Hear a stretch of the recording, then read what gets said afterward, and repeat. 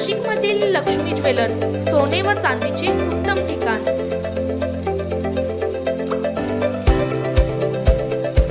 ताज्या बातम्या बघण्यासाठी स्टार लोकशक्ती न्यूज चॅनलला सबस्क्राइब करा आणि बेल आयकॉनला प्रेस करा।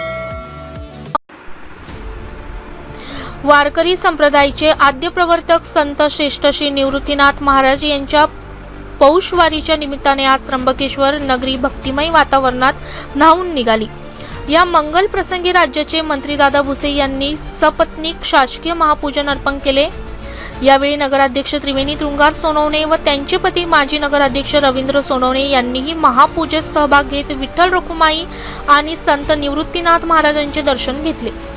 शासकीय महापूजेसाठी मंत्री दादा भुसे यांच्यासह नगराध्यक्ष त्रिवेणी तुंगार सोनवणे, माजी नगराध्यक्ष रवींद्र सोनवणे, तहसीलदार गणेश जाधव, मुख्याधिकारी राहुल पाटील, उपविभागीय पोलीस अधिकारी वासुदेव देसले, नगरसेवक कुणाल उगले, रंगनाथ जाधव, सूरज पाटील तसेच नगरसेविका मंजू वारुंसे, पूजा खाटीकडे, कल्पना लहानगे, संध्या देवरे, ललिता झोले, लीला कोरडे, रत्नप्रभा कदम, वेदिका पाटणकर, आरती लोखंडे, जयश्री उजे, अलका शिरसाट आदी उपस्थित होते। शिवसेना शहर प्रमुख भूषण अडसरे, सचिन दीक्षित, समीर पाटणकर, राजेंद्र शिरसाट, विलास देवरे, नामदेव कोरडे, डॉक्टर सचिन काळे, ॲडव्होकेट ओंकार कदम, कैलास माळी यांच्यासह संत निवृत्तीनाथ महाराज समाधी मंदिर देवस्थान ट्रस्टचे अध्यक्ष, विश्वस्त कर्मचारी आणि नगर परिषदेचे पदाधिकारी व कर्मचारी मोठ्या संख्येने उपस्थित होते।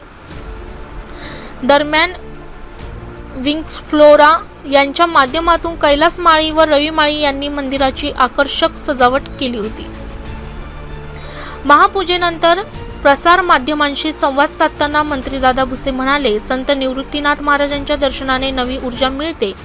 महाराष्ट्रातील शेतकरी, कष्टकरी व कामगार बांधवांच्या जीवनात सुख समृद्धी नांदो अशी प्रार्थना मी त्यांच्या चरणी केली आहे। वारीसाठी आलेल्या भाविकांची कोणतीही गैरसोय होऊ नये यासाठी प्रशासनाला विशेष सूचना देण्यात आल्याचेही त्यांनी सांगितले।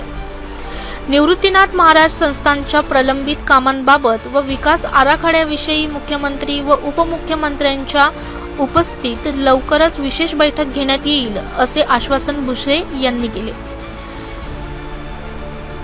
त्र्यंबकेश्वरच्या जनतेने दिलेले कौल आणि या पवित्र नगरीचा सर्वांगीण विकास ही आपली महत्त्वाची जबाबदारी असल्याचे त्यांनी स्पष्ट केले।